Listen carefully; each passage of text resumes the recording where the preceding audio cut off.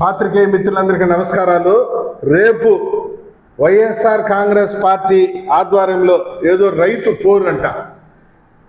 రైతుల గురించి మాట్లాడే నైతిక హక్కు మీకుందా అని చెప్పేసి నేను వైఎస్ఆర్సీపీ నాయకుడు జగన్మోహన్ రెడ్డిని మాటి మాటికి ప్రెస్ ముందుకు వచ్చి నేను తగుదునమ్మా అని మాట్లాడే సజ్జల రామకృష్ణారెడ్డి చెప్తున్నా.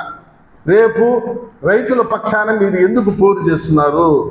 రైతులు మిమ్మల్ని తరుముకుంటారు రేపు. ఎందుకంటే 10వ తేదీ సూపర్ 6 సూపర్ హిట్ కార్యక్రమం ఏడ చూసినా జనాల్లో భారీ స్పందన కనిపిస్తూ ఉంది. ఆ కార్యక్రమాన్ని ఏదో కౌంటర్ చేయడానికో పక్కదారి పట్టించడానికో రైతు పోరు పేరుతో ఒక డూప్లికేట్ డ్రామా కార్యక్రమం. మీరు ఏ స్థాయికి నీచానికి దిగజారిపోయినారంటే ఈ సజ్జల రామకృష్ణారెడ్డి వైసీపీ పేటీఎం బ్యాచ్ ఈ వైసీపీ కార్యకర్తలే పీకల దాకా తాగేది, ఖాళీ పురుగుల మందు డబ్బాలో బ్రాందీ పోసుకునేది, విస్కీ పోసుకునేది, పీకల దాకా తాగి రైతుల మాదిరి వేషాలు వేసేది. మీరు ఎక్కడ రైతులు అని చెప్పి నేను సూటిగా ప్రశ్నిస్తాను. నిన్నటికి మొన్న కర్నూలు జిల్లాలోని అనంతపూర్ జిల్లాలో వైసీపీ కార్యకర్తలే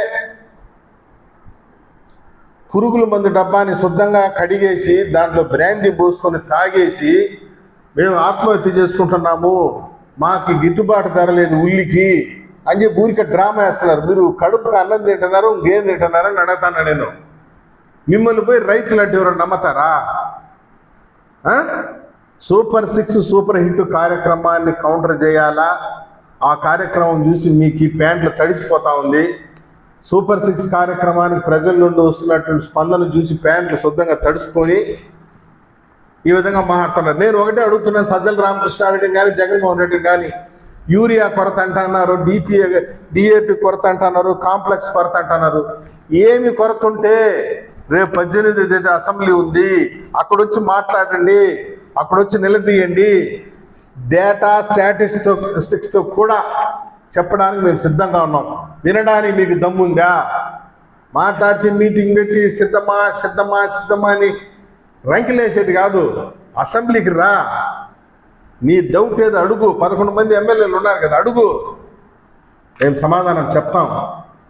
ఏ సంవత్సరం ఎంతెంత వచ్చింది? ఈ సంవత్సరం ఇప్పటికే 2.2 లక్షల యూరియా వచ్చింది. 91,000 టన్నులు ఎక్కువగా వచ్చింది యూరియా.